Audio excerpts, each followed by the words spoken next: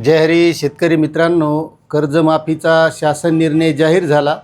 कर्जमाफी कोणाला मिळणार, कशी मिळणार, काय मिळणार हे सगळं आपण सांगितलं आणि त्यासाठी शेतकऱ्यांना सुद्धा काय करावं लागणार आहे याचं सगळं बाळातपण आपण केलेलं आहे।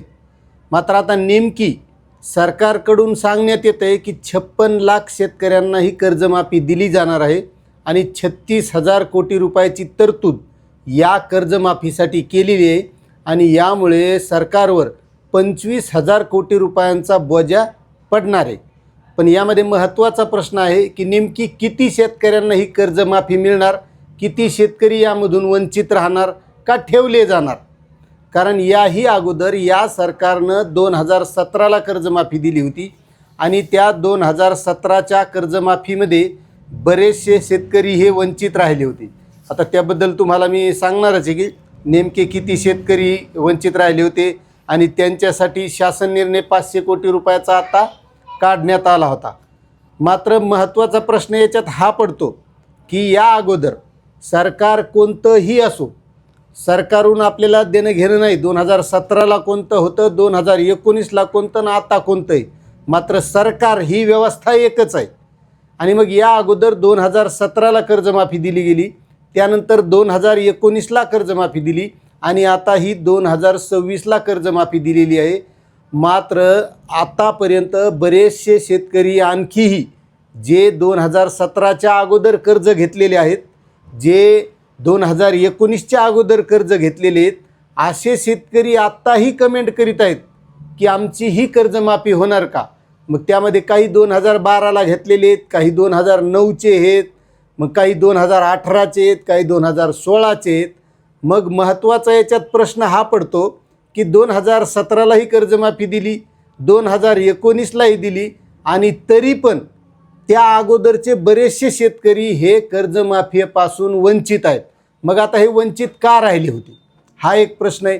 त्यामुळे आपण आजच्या या व्हिडिओच्या माध्यमातून सविस्तर 2017ची जी कर्जमाफी आहे त्या कर्जमाफीचे काय नेमके निकष होते ते सुद्धा बघणार आहोत।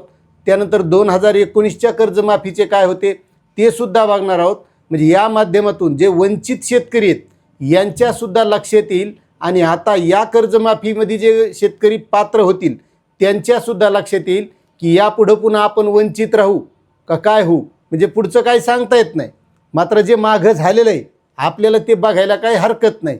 त्यामुळे व्हिडिओ शेवटपर्यंत बघा, म्हणजे सगळ्या गोष्टी तुम्हाला स्पष्ट होणार आहेत। आता त्यामध्ये आपण अगोदर घेऊ पहिला शासन निर्णय, छत्रपती शिवाजी महाराज शेतकरी सन्मान योजना 2017चा आणि याचा शासन निर्णय निघाला होता 28 जून 2017 रोजी। आता याच्यातलं काय लय मोठी भाडळी मी सांगित बसणार नाही, मोजक्यात नेमके काय तपशील होते हे थोडक्यात सांगणार आहे। यामध्ये 24/6/2017 रोजी मंत्रिमंडळाची बैठक झाली आणि या बैठकीमध्ये शेतकऱ्यांना कर्जमाफीची घोषणा करण्यात आलेली। आता या कर्जमाफीचा तपशील कसा होता एक थोडक्यात बघू। या योजनेचं नाव होतं छत्रपती शिवाजी महाराज शेतकरी सन्मान योजना 2017। आता या योजनेमध्ये जे काही निकष होते त्यामध्ये सदर योजनेअंतर्गत कर्जमाफीसाठी पात्रता ठरविताना थकबाकीदार शेतकऱ्यांचे अल्प अत्यल्प भूधारक याप्रमाणे जमीन धारणेचे क्षेत्र विचारात न घेता 1/4/2012 रोजी हे मुद्दे लक्षात घ्या। आणि हे ऐकणं का गरजेचं आहे, कारण बरेचसे शेतकरी हे वंचित का राहिले हे त्यांच्यासुद्धा लक्षात येणं गरजेचं आहे।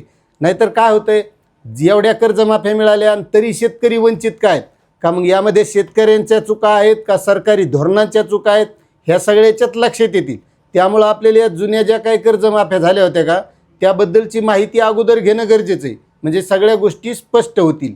आता यामध्ये 1/4/2012 रोजी व त्यानंतर पीक कर्ज व मध्यम मुदत कर्ज घेतलेल्या व अशा कर्जापैकी दिनांक 30/6/2016 रोजी थकबाकीदार असलेल्या। आता यामध्ये लक्षात घ्या, जर शेतकरी जे म्हणत असतील की 2012च्या अगोदरचं कर्ज ज्यांचं असेल तर त्या कर्जमाफीमध्ये निकष 1/4/2012च्या नंतरच्या शेतकऱ्यांसाठी होता आणि तो 30/6/2016 पर्यंत जे थकबाकीदार शेतकरी होते त्यांच्यासाठी होता आणि त्यांना ती कर्जमाफी होती।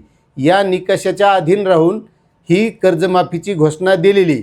यामध्ये 30/6/26 रोजी थकीत असलेले मुद्दल व व्याजासह 1.5 लाख रुपयापर्यंतचं कर्ज या योजनेमध्ये माफ करण्यात आलेलं होतं. कोणत्या? 2017च्या.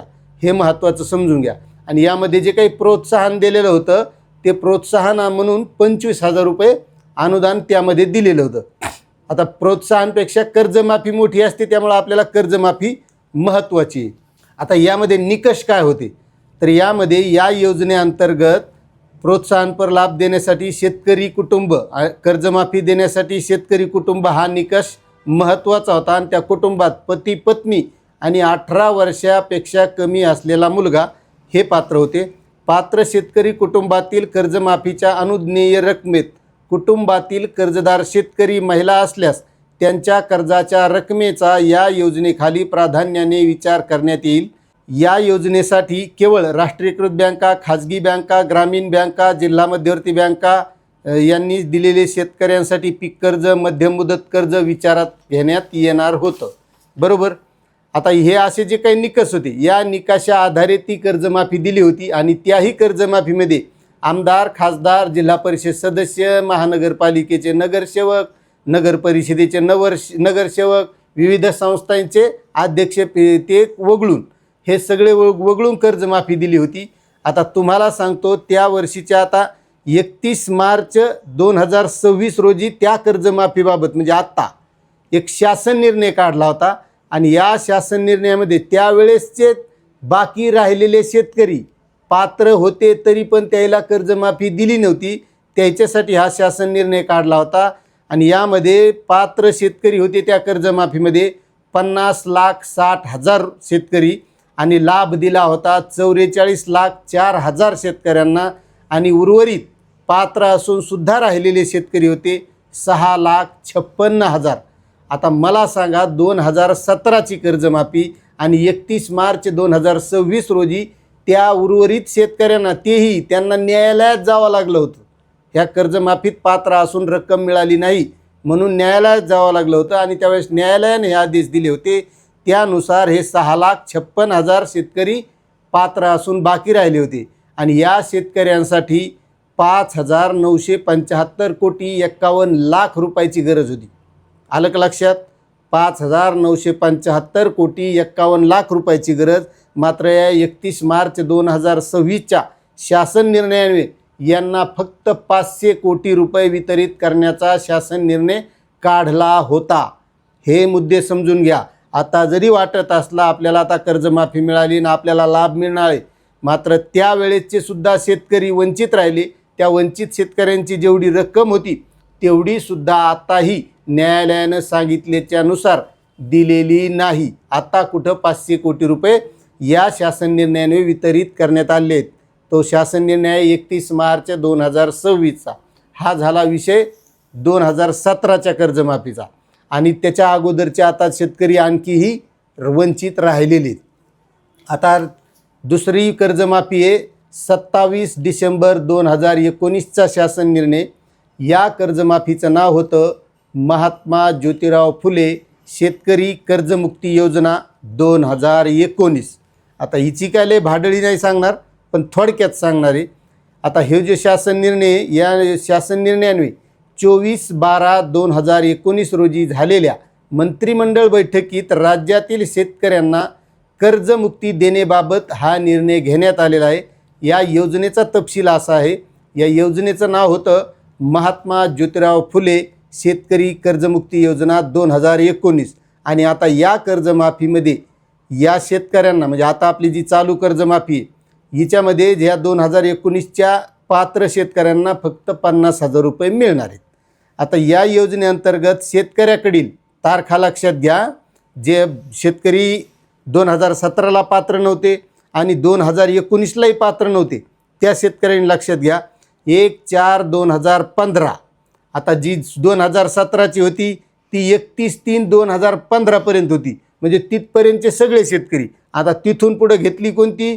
ही 2019ची.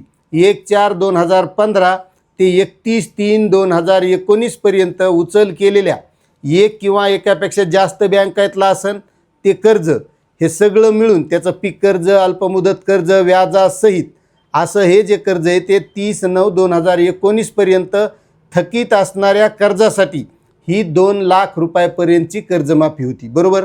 17ची 1.5 लाखाची आणि 2019ची 2 लाखाची, व्याज मुद्दल हे सगळं मिळून 2 लाखापर्यंत. तारखा लक्षात घ्या, 1/4/2015 ते 31/3/2019, म्हणजे पूर्ण 2012 पासून तर ह्या आत्ताच्या कर्जमाफीपर्यंत टोटल तारखा ह्या कर्जमाफीत समावेश व्हायला. म्हणजे 12 पासून तर आत्तापर्यंतचे सगळे शेतकरी या 3 कर्जमाफ्यामध्ये समावेश व्हायलेत. आणि तरी पण 2017 आणि 2019च्या कर्जमाफ्या होऊ नये बरेच शेतकरी कमेंट करायलेत की आमचं कर्जमाफीत नावत नाही, आमचं 2014चं कर्ज आहे, कोणी म्हणतं 12चं आहे, कोणी म्हणतं 18चं, म्हणून त्यांनी लक्षात घेणं. आता हे कर्ज लक्षात आल्या तारखा याच्या 2019च्या. आता याचे जे काही निकष होते तर त्याबद्दल तुमच्या लक्षात घ्या मित्रांनो. आता ह्या 2019च्या कर्जमाफीचे निकष घ्या थोडक्यात.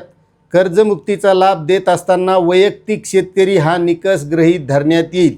या योजनेसाठी केवळ राष्ट्रीयकृत बँका, व्यापारी बँका, ग्रामीण बँका, सहकारी बँका, राष्ट्रीयकृत बँका यामार्फत जे काही शेतकऱ्यांना कर्ज दिलेले त्या शेतकऱ्यांना त्यांनी पीक कर्जात पुनर्गठन केलं असेल, फेन पुनर्गठन केलेलं असेल, जसं आता आपण ह्या कर्जमाफी झाले त्याप्रमाणे, तर सदर कर्जमुक्ती योजनेचा लाभ मिळण्यासाठी तेच राज्यमंत्री, मंत्री, आमदार, खासदार हे काही अपात्र नव्हते, सदस्य जे असतील ते, त्याप्रमाणे ही कर्जमाफी दिली होती. आता हिची शेवटची तारीख तुमच्या लक्षात आली की 31/3/2019.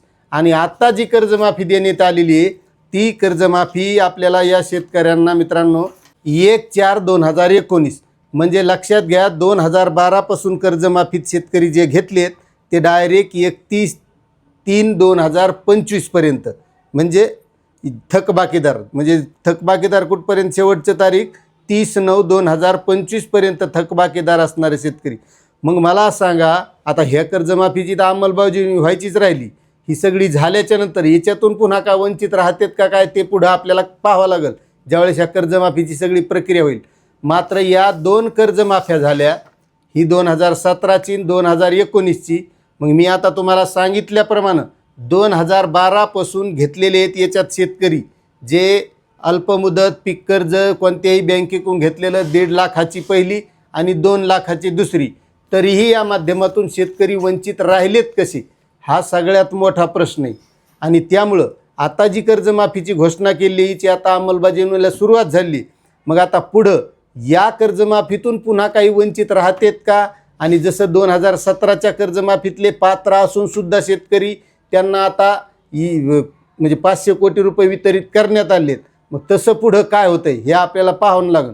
आता मूळ मुद्दा हे सांगण्याचा उद्देश असा होता की मी ही माहिती सांगितली त्याप्रमाणे सगळे शेतकरी 2012 पासून ज्याने कर्ज उचललेले आहे तर डायरेक्ट 2019 पर्यंत, तर हे सगळे शेतकरी त्या मागच्या 2 कर्जमाफ्यामध्ये बसणं गरजेचं होतं, मात्र त्यामध्ये बसले नाही. आणि त्याच्यानंतरच्या ज्या शेतकऱ्यांनी कर्ज उचललेले त्यांच्यासाठी तर आता आपण निकष ऐकलेले की 2019ला ज्यांना मिळाली त्यांना फक्त 50,000 रुपये प्रोत्साहन मिळणार आहे, मात्र 2019ची ज्यांना मिळालेली नाही त्यांनाच 2 लाख रुपयाची कर्जमाफी होणार आहे. आता हे सगळं आपण ऐकलेले, मात्र आता यापुढं पुन्हा काय नवीन अपडेट येतं किंवा नवीन काय माहिती येते ती माहिती आपण या चॅनलच्या माध्यमातून नक्कीच घेण्याचा प्रयत्न करू. मात्र आता तुम्हाला ही माहिती कशी वाटली आणि तुम्ही यामधून वंचित कसे राहिलात हे तुम्ही नक्कीच कमेंट करून सांगा. चॅनलवर नवीन असाल तर सबस्क्राईब करा आणि जास्तीत जास्त शेतकऱ्यांना ही माहिती शेअर करा. जय जवान, जय किसान.